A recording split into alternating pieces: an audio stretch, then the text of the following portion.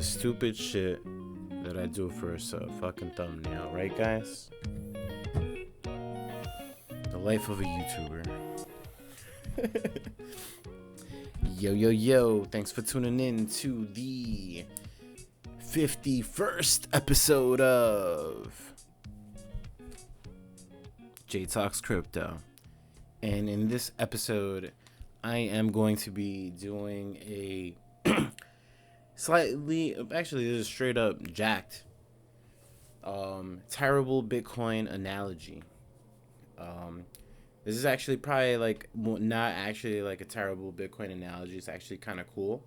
At least I like it. I found this on Twitter. I was just sharing my OG Bitcoin pages analogy, which I look back to now and it is a little bit cringe, but the main thesis of it is actually still pretty solid. So I was kind of like sharing this idea on Twitter, and this dude, Bitcoin Errolog, who's kind of like, I love the dude. I kind of consider him an OG in my head because he was the dude who made Roger Ver from like Bitcoin Cash like rage quit and like fucking like, you know, put up his middle fingers and shit. And it was just like, I've always seen that gif. And before I got on Twitter, I like I just had no idea who he did it against. And then I found out it was this guy. Anyway, so I kind of like shared like my Bitcoin pages analogy with him a little bit to give you a little bit of the context. He said, good morning. Whenever someone says blockchain or Bitcoin is some sort of physical analogy, you can assume that they're either full of shit or stoned. Bitcoin's not a tree, it's not energy, it's not city, it's not mushroom, etc. The only acceptable physical analogy is that Bitcoin is people. And, you know, my first video was like, you know, one of the reasons I started this channel was because it's like I was trying to explain Bitcoin to my friends and family and just people around me because, you know, I just felt that there was not a lot of resources out there, and I just felt that I was looking in the wrong places. So, you know, I just kind of like spent this time to like trying to like develop my own kind of like thesis and headcanon around it, and I actually think it's pretty cool because I wrote that and I came up with all of those ideas before reading the Bitcoin Standard, before learning about a lot of the shit that I know now.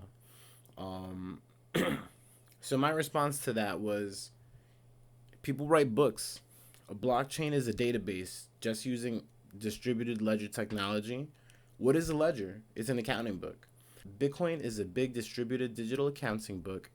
A new page is added every 10 minutes. While every great book should have a great ending, a great blockchain will never end. And he was like, I don't hate this one. Good job. Mine is that it is simply a game with accounts and scores, and you can only get points if someone else gives them to you, or by maintaining the game itself. But I think both of our ideas are compatible. And then he linked to his version. It's like, good morning. If you don't understand the good morning thing, on Twitter, it's just like a meme. You know, you start off your thing with like, hey, good morning, guys. Here's some random shit. Good morning. The most accurate working definition of Bitcoin is that it is a maximally abstracted massive multiplayer online game, an MMO. This social engine allows any competition imaginable, sorting reality itself in the name of evolution, spitting in the face of entropy. And it's like, what the fuck does that mean, right? Because, like, you know, if you go back to, like, one of my first videos, one of the reasons why I started this channel is because it's, like, I feel like where I am in, like, the Bitcoin, like, ecosystem, I guess, like, you know, you have people that kind of, like, got into Bitcoin a long time ago. And for them, it's hard to understand what it's like to come into Bitcoin now, you know? And even now, it's like I feel it.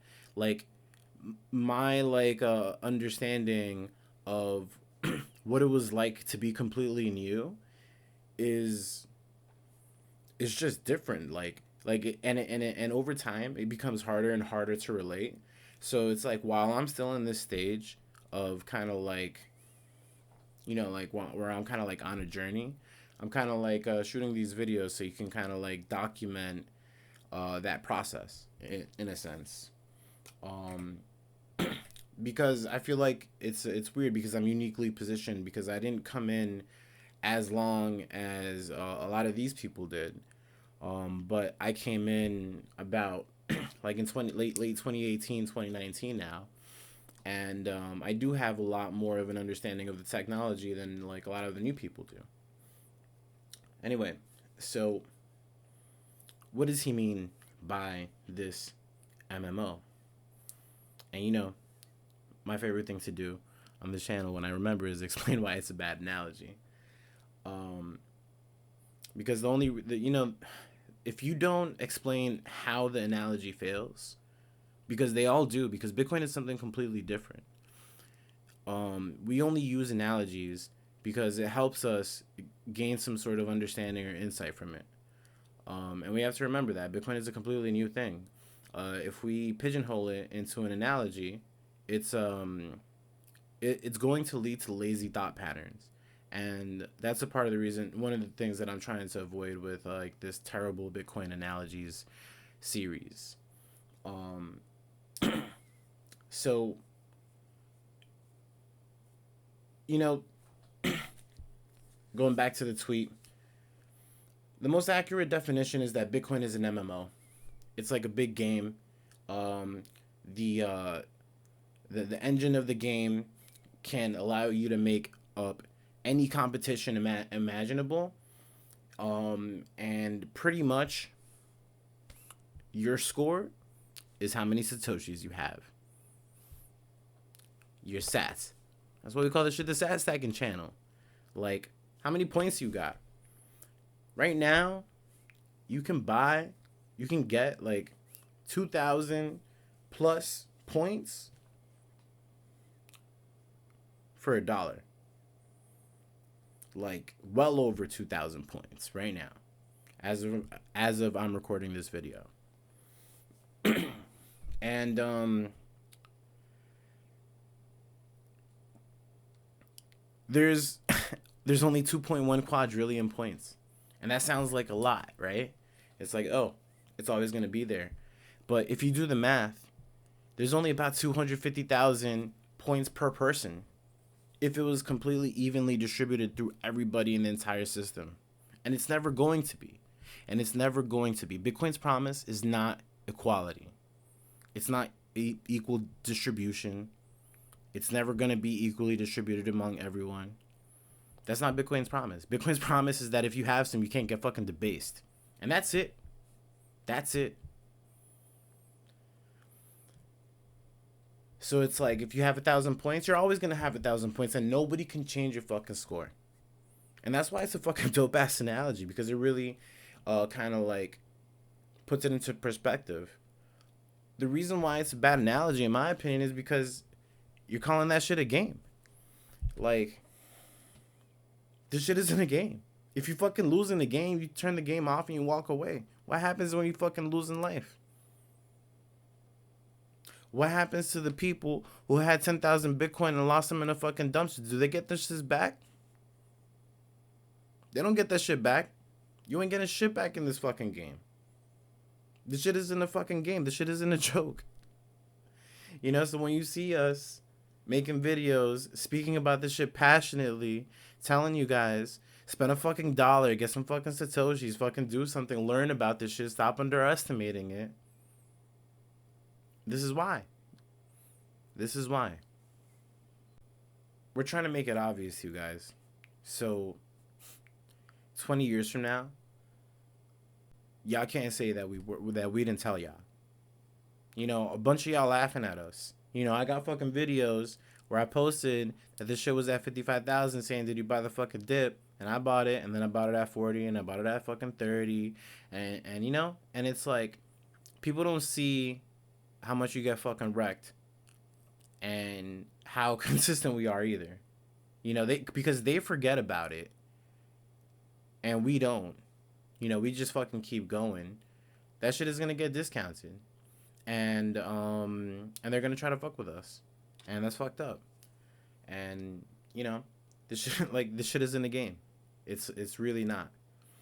I'll end this off by saying one of the reasons why I really like this is because your Satoshi, if your Satoshi count is your score, and you take it seriously, then it becomes really easy to explain your holding behavior to outsiders, because it really drives home that it's like a completely different system.